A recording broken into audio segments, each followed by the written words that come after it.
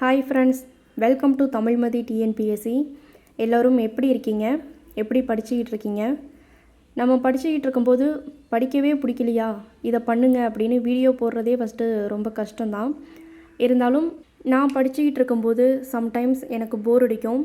அந்த டைமெல்லாம் நான் எப்படி ஓவர் கம் பண்ணி தொடர்ச்சியாக நான் படிச்சுக்கிட்டு இருக்கேன் அப்படிங்கிறது தான் இந்த வீடியோவில் உங்கள்கிட்ட ஷேர் பண்ணிக்க போகிறேன். ஃபர்ஸ்ட் ஒன், ஒரே பிளேஸ்லேயே உட்காந்து படிக்க மாட்டேன். Morning, afternoon, evening, night study எல்லாமே பார்த்திங்கன்னா வேறு வேறு பிளேஸில் உட்காந்து நான் படிச்சுக்கிட்டு இருப்பேன். கிளைமேட் சேஞ்சஸ்க்கு ஏற்ற மாதிரி என்னோடய பிளேஸையும் நான் மாற்றிக்கிட்டே இருப்பேன். அது எனக்கு போரிங் இல்லாமல் ஒரு இன்ட்ரெஸ்ட்டாக அந்த ஸ்டடியை கொண்டு போகும். நெக்ஸ்ட்டு, நிறைய டீ குடிப்பேன். டீ குடிச்சிட்டு திரும்ப புக்கை எடுத்து படிக்கும்போது ரீஸ்டார்ட் பண்ணுற மாதிரி இருக்கும். இப்போது சம்மர் டைம் ஸ்டார்ட் ஆகும்போது அதுக்கு ஏற்ற லிக்விட் நீங்கள் எடுத்துக்கோங்க. நெக்ஸ்ட்டு, புதுசாக ஒரு லெசன் படிக்கும்போது அதோட கான்செப்ட் நமக்கு புரியலை அப்படிங்கிறப்போ நமக்கு படிக்க பிடிக்காது. அந்த டைமில் அந்த லெசன் சம்மந்தப்பட்ட வீடியோஸை போய் டீச் பண்ணுறதை பார்த்துட்டு உடனே அந்த லெசனை எடுத்து படிப்பனா அப்படின்னா கிடையாது. நெக்ஸ்ட் டே திரும்ப அந்த லெசனை ரீஸ்டார்ட் பண்ணுறப்போ எனக்கு அது அந்த லெசன் படிக்கிறதுக்கு இன்ட்ரெஸ்ட்டாக இருக்கும். நமக்கு ஆல்ரெடி படித்த லெசனை திரும்ப படிக்கிறதுக்கும் சில டைம்ஸ் போர் அடிக்கும். இந்த ரெண்டுத்தையும் தான் நான் மேனேஜ் பண்ணிப்பேன்.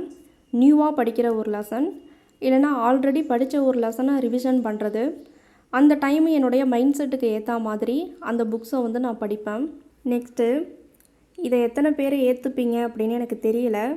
பட் நான் மார்னிங் படிக்க ஸ்டார்ட் பண்ணதுலேருந்து ஆஃப்டர்நூன் 2:30 வரைக்கும் மட்டும்தான் என்னால் படிக்க முடியும். அதுக்கப்புறம் ஃபுல் பேட்ரி லோவாகிடும்.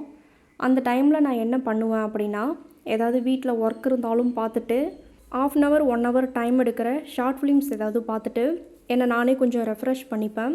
நெக்ஸ்ட்டு ஈவினிங் 6-7க்கு மேலே திரும்ப நைட் ஸ்டடி ஒரு 2 hours 3 hours படிப்பேன். ஆல்ரெடி என்னோடய புக்ஸு கலெக்ஷன் வீடியோஸ் பார்த்துருப்பீங்க. இப்போது இந்த செல்ஃபில் நான் புக்கு ஃபுல்லாக கூட வைக்கலை, இது மட்டும்தான் படிக்கணும் அப்படின்ட்டு கொஞ்சம் தான் நான் ஆர்ட்ரு பண்ணி வச்சுருக்கேன். இந்த மாதிரி வச்சுக்கிட்டு நீங்கள் படிக்கும்போது உங்களுக்கு இன்னும் கொஞ்சம் தான் இருக்குது அப்படின்ட்டு ஒரு மோட்டிவாக நீங்கள் படிக்க முடியும். நெக்ஸ்ட்டு, ப்ரீவியஸ் இயர் கொஷின்ஸ் பார்க்குவேன். ஆல்ரெடி பார்த்த கொஷின் பேப்பரையே கூட திரும்ப பார்த்துட்ருப்பேன்.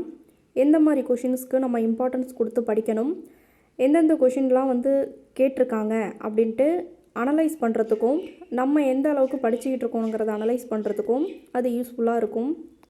நான் போன வீடியோலேயே சொல்லியிருந்தேன், ஹையர் ஸ்டாண்டர்ட் புக்ஸுக்கு இம்பார்ட்டன்ஸ் கொடுத்து படிங்கன்னு. ஹையர் ஸ்டாண்டர்ட் புக்ஸ் புரிஞ்சிக்கிறதுக்கு ரொம்ப கஷ்டமாக இருக்கும்.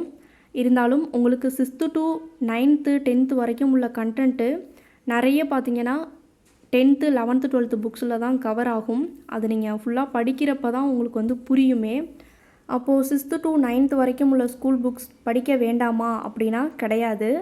நமக்கு ரிப்பீட்டட் பாயிண்ட்ஸ் பார்த்திங்கன்னா 6th 7th உள்ள ரிப்பீட்டட் பாயிண்ட்ஸே ஹையர் ஸ்டாண்டர்டில் வரும்.